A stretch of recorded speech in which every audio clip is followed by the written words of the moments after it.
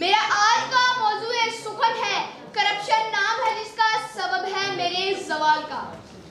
اظہار ندامت ہی تو ہے کہ نہ ہم اپنے من میں ڈوب پائے، نہ زندگی کا سراغ پا سکے۔ زیر بحث موضوع دراصل ایک پکار ہے، سوچ بچار کی، احتساب کی اور صحیح لائے عمل کی کہ خودی میں ڈوبنے والوں کے ہاتھوں میں آج کاسۂ گدائی کیوں؟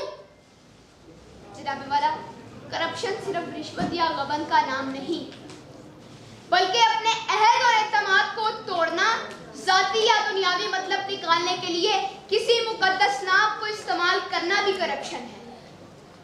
کرپشن چھوت کے مرض کی طرح پھیلتا ہے اور یہ ایک ایسا مصیبت ہے جس نے ہماری سیاسی، سماجی اور معاشرتی زندگی کو تباہ کر دیا ہے۔ جناب والا، قحط الرجال بڑھتا چلا جا رہا ہے، تہذیب و تمدن کے پیمانے ٹوٹ پھوٹ کا شکار، وقت کی ناقدری کا گلہ کر رہے ہیں۔ ہم زوال کی آخری حدوں کو چھو رہے ہیں کیونکہ کرپشن ہمارا شعار بن چکی ہے۔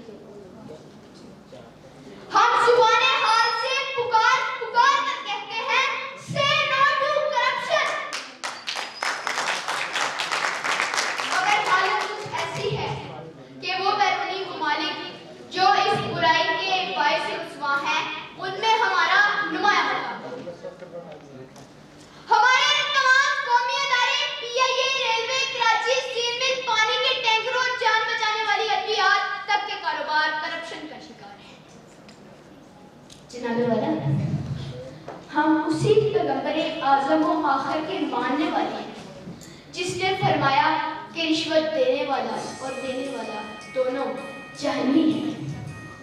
آج ہر شخص اس سے بے نیاز دکھائی دیتا ہے، اور اگر کوئی شخص اس دور میں اس کاروبار سے بے نیاز ہے تو وہ ضرور اس دور کا ولی ہے، کیونکہ یہاں ایمان کا سودا ہوتا ہے اور ضمیر بکتے ہیں، یہاں تہذیب بکتی ہے، یہاں فرمان بکتے ہیں۔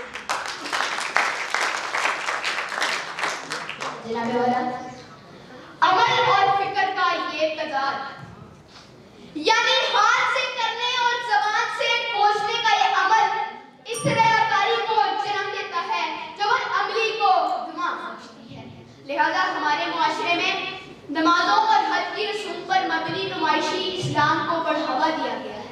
اس سے ہم اپنے ہر روز کے احساس ندامت کو دھو دیتے ہیں